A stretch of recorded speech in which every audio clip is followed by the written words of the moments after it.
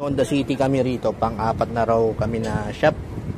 So, ang concern ni sir, may lagotok, tapos hindi na mahanap. So, yung narekomenda sa kanya, rack and pinion. Kao kay sir, kung sira naman talaga yung rack and pinion, kailangan talaga.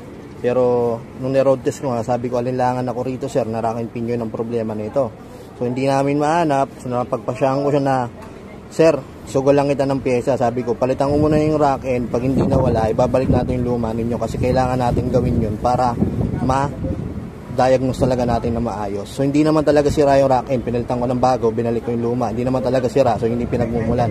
Yun pala, ang pinaka-concern ni sir, nagmumula lang sa may maluwag na tornilyo. So yun, problem solved na. Makakamaneho na raw si sir ng maayos at tahimik na.